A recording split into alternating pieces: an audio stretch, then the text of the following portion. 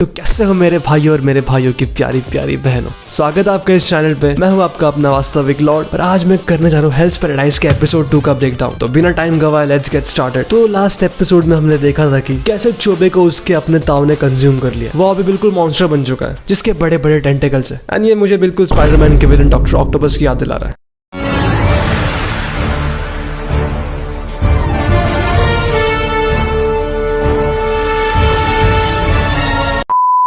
तो यहाँ पर चोबे बिल्कुल एक मॉन्स्टर बन जाता है जो दिखने में इतना डरावना होता है कि उसको देख के उसकी भाई की आंखें चकाचौंध रह जाती है। तो चोबे अपने टेंटेकल्स यूज करके काबिमारू पे काउंटलेस एक के बाद एक अटैक करता है जिसे काबिमारू कई हद तक डॉज भी कर लेता है। एंड काबिमारू भी इसके काउंटर में अपने निम्पो एस्केटिक ब्लेज से चोबे पे फ्लेम अटैक करता है, लेकिन चोबे अपने टेंटेकल्स की शील्ड बना के उसे ब्लॉक कर लेता है। यहाँ पर दोनों ही बिल्कुल अपने कंट्रोल से बाहर जा चुके थे। देन चोबे को दिखा देगी वो कैसे अंधकार में खो चुका है क्योंकि उसके ताऊ ने उसको कंज्यूम कर लिया। He is not he anymore. वो कंट्रोल के बाहर जाके काबिमारू पे एक के बाद एक अटैक कर रहा था। ये कहते हुए कि मैं नहीं जानता कि तुम कौन हो, लेकिन मैं तुमको आज मार दूंगा। देन दूर खड़ा था आमिया ये देखते हुए कहता है कि ये काबिमारू जरा बेवकूफ है क्या, ये अपना ताव यूज क्यों नहीं कर रहा। जब इसके पास ताव है तो वो उसको यूज करे, वरना तो ये ऐसे पेट पिटा के निकल लेगा। तो मैं कहती है कि काबिमारू का ताव बहुत ही कम है, वो अपने ताव को यूज नहीं कर सकता क्योंकि वो अभी बस स्ट्रॉन्ग बनने में फोकस कर रहा है। एंड ताव अचीव करने के लिए उसको स्ट्रॉन्ग एंड वीक दोनों होना पड़ेगा। ये बिल्कुल यिंग यांग फिलोसॉफी जैसा है। स्ट्रॉन्ग एंड वीक दोनों अलग प्रॉपर्टी है, लेकिन दोनों इंटरडिपेंडेंस है। दोनों का डायनेमिक बैलेंस होगा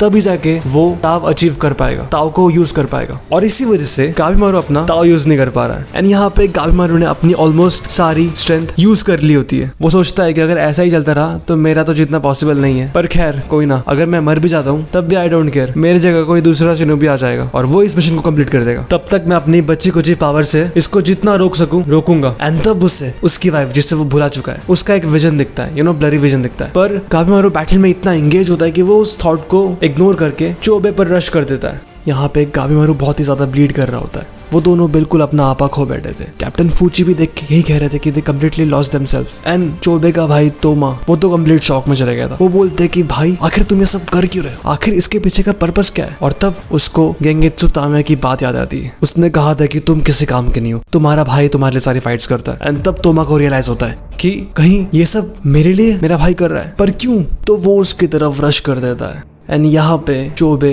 countless back to back attack कर रहा होता है काबिमारू पे। एंड अचानक उसका विजन लॉस होने लगता है, वो बिल्कुल अंधकार में चला जाता है। एंड वो खुद से सवाल करता है कि आखिर मैं हूँ कौन। एंड जब उसकी आंखें खुलती है दोबारा, वो देखता है कि उसका भाई उसके सामने है। एंड उसने अनजाने में अपने भाई को स्टैब कर दिया, वही भाई जिसके लिए वो पूरी दुनिया से लड़ जाएगा। और यहाँ पे ताव के इन्फ्लुएंस में आके उसने अनकॉन्शियसली अपने भाई को स्टैब कर दिया। उसकी नाक से खून बहने लगता है। चोबे की आंखें खुलते ही उसके सामने बड़ा खौफनाक मंजर होता है। अब यहाँ पे हमको चोबे का हृदय परिवर्तन देखने मिलने वाला है। तोमा बोलता है कि आई एम सॉरी ब्रदर, मुझे माफ कर दो। मुझे लगा कि हम हमेशा से साथ में फाइट कर रहे हैं, लेकिन मैं गलत था। सच तो है कि फाइट बस तुम कर रहे हो क्योंकि मैं वीक हूँ। एंड तुम्हारे इस हालत का कारण भी मैं ही हूँ क्योंकि मैं वीक हूँ, इसीलिए तुमको इस हद तक जाना पड़ा। भाई मैं तो बस तुम्हारा एक पार्ट हूँ, लेकिन मेरे लिए तुम सब कुछ हो। उठो भाई उठो।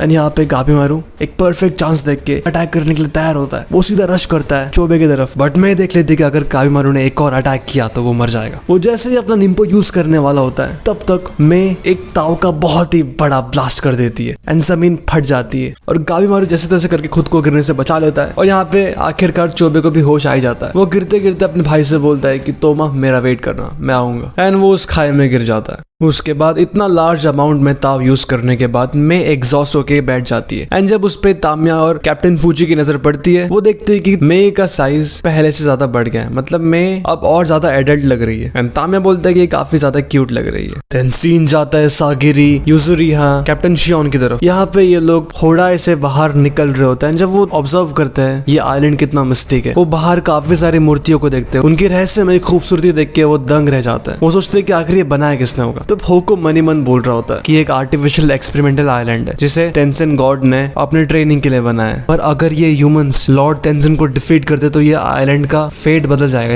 इसकी किस्मत बदल जाएगी। तो वो सब गेट की तरफ बढ़ रहे होते हैं। एंड तब अचानक उनका सामना होता है कैप्टन फूची, तामिया, मे एंड काबिमारू से। यहाँ पे काबिमारू अनकॉन्शियस हो गया होता है। तो सागिरी ये देख के शॉक हो जाती है कि काबिमारू बेहोश पड़ा हुआ है। यहाँ पे कैप्टन फूची सागिरी से पूछता है कि बाकी सब कहाँ है, कैप्टन तेन एंड ऑल, और आखिर ये सब तुमने क्या पहन रखा है। देन कैप्टन फूची को तेंसा के डेथ के बारे में पता चलता है एंड वो उसके ग्रेव पे जाके बहुत ही ज्यादा रोता है। उससे कैप्टन तेंसा के साथ स्पेंड किए गए टाइम का फ्लैशबैक्स आते हैं एंड ये सोच के वो बहुत जोर जोर से रो रहा होता है। उसके बाद कैप्टन शियोन सबको समझा रहा होता है कि हमें यहाँ से जल्द निकलना पड़ेगा, इस कैसल को छोड़ के हमें जल्द से जल्द जाना पड़ेगा। शियोन काफी डिप्रेस्ड होता है ये जान के कि इन 3 दिनों में काफी सारे मौतें हो गई है। वो बोलता है कि ये सब शोगुन का विल है, उनके लिए क्या है, लेकिन स्टिल ये बहुत हॉरिफाइंग है। तो ये सुन के तामिया बोलता है कि इतने सेंटिमेंटल होने की जरूरत नहीं है, मतलब ये दिखावे करने की जरूरत नहीं है, मार काट तो हम सब पहले से ही करते आ रहे हैं, तुम क्या चाहते हो, हम इस आइलैंड को साथ में छोड़े और दोस्त बन जाए। तो शियोन बोलते है कि हाँ यही मेरा इंटेंशन है। तो तामिया चोबे के भाई तोमा की तरफ देख के बोलता है कि ये भी तुम्हारा दोस्त है, पर इसने हमारा बहुत दिमाग खराब किया, वो तो मैंने इसे छोड़ दिया लेकिन अब मैं इसे मार दूंगा। तो वो उसको मारने के लिए जा रहा होता है तो सागिरी उसे रोक देती है, ये बोल के कि नहीं अब कोई लड़ाई नहीं, अब मुझे और कोई खून खराबा नहीं चाहिए। तो यूजुरिया बोलती है कि हमें आपस में लड़ाई छोड़ के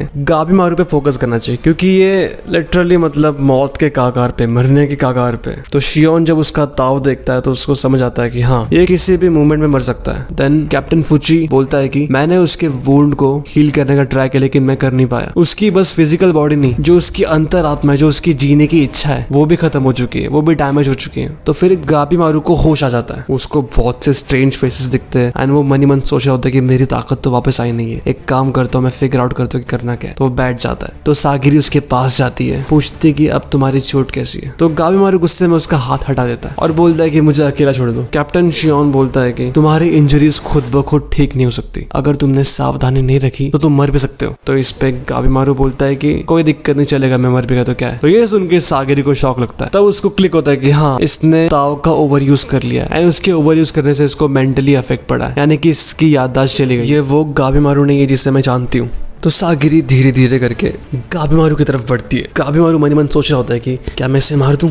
तो सागिरी बड़े प्यार से पूछते है गाबीमारू से कि तुम आखिर यहाँ आए क्यों हो, इस आइलैंड पे आने का पर्पस क्या है। वो बोलती है कि मैं जानती हूँ कि तुम्हारी याददाश्त चली गई है, तुम मुझसे डरो मत, मैं तुम्हारी दोस्त हूँ, ट्रस्ट मी, मैं तुम्हारी दुश्मन नहीं हूँ। तो गाबीमारू उसको बहुत रेसिस्ट कर रहा होता है। देन फिर फ्रस्ट्रेट होकर सागिरी उसको जमीन पे गिरा देती है और बोलती है कि तुम सच में बहुत वीक हो गए हो, मैंने खुद को तुम्हारा एक इंपॉर्टेंट एलाय कहा, मैंने खुद को तुम्हारा एक दोस्त कहा, क्या वो तुम्हें अच्छा नहीं लगा। मे भी शायद से हमारे बीच का जो रिश्ता है वो एक दोस्त से भी ज्यादा गहरा है। एंड देन वो उसको याद दिलाती कि उसके यहाँ पे आने का पर्पस क्या था। वो बोलती कि तुम भूल गए तुम इस आइलैंड पे आए क्यों थे, तुम उस चीज के बारे में भूल गए। एंड उसको उसके वाइफ की हल्की सी झलक दिखती है एंड उसका ताव भी हील हो रहा होता है क्योंकि सागिरी एंड गाबीमारू का ताव आपस में कंपैटिबल है, क्योंकि वो दोनों काफी एक डीप बॉन्ड शेयर करते हैं आपस में। देन अगले सीन में दिखाता है कि हमको कैसे चोबे उस पहाड़ से नीचे गिर जाता है एंड वो खुद को एक आइसोलेटेड डिजर्टेड जगह में पाता है। देन उसको होता है रियलाइज कि मैं तो बिल्कुल अपना होश खो बैठा था। ये ताव की पावर तो बड़ी खतरनाक है, बट अगर मैंने इससे एक बार मास्टर कर लिया तो मुझे कोई नहीं रोक सकता। और उसके चेहरे पे एक अलग स्माइल होती है। एंड तब भी अचानक से बहुत सारे मॉन्स्टर्स आ जाते हैं वहां पे चोबे पे अटैक करने के लिए, लेकिन चोबे बोलता है कि ये तो मेरे लिए ताव की अच्छी खासी प्रैक्टिस हो जाएगी। देन उसके बाद सागिरी गाबीमारू एंड सब हमें एक केव में जाते हुए दिखाई देते हैं। वेल वो सोचते हैं कि ये गुफा उनके लिए सेफ है इसलिए, बट यहाँ पे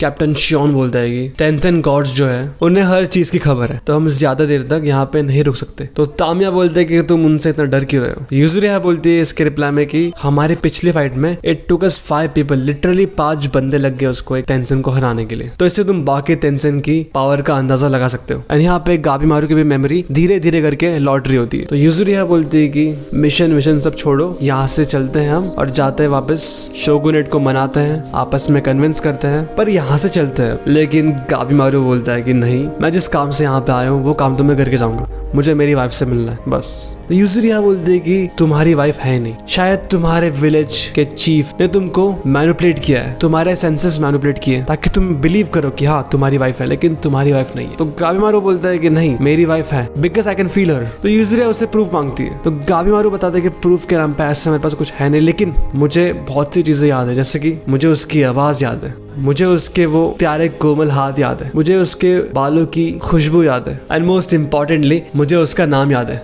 यूई। वो बोलते हैं कि ये कोई इल्यूजन नहीं, मैं उसे फील कर सकता हूँ। एंड ये सब बताने के बाद गाबीमारू की बॉडी ताव से ओवरफ्लो होने लगती है, बिकॉज उसकी वाइफ उसकी वीकनेस भी है और स्ट्रेंथ भी है। देन उसके बाद सीन जाता है चोबे की तरफ। चोबे अब तक सारे मॉन्स्टर्स को निपटा चुका होता है, वो पूरा खून खराबा कर चुका होता है, लेकिन यहाँ पे उसके पीछे से एंट्री हो जाती है हमारे शो के मेन एंटागनिस्ट, मेन विलन की, रेन की। वो बोलता है कि क्या तुम हो जिसने मुदान को मारा। तो भाई लोग यहाँ होता है एपिसोड 2 खत्म। अब मिलते हैं अगले एपिसोड में, तब तक के लिए सायोनारा।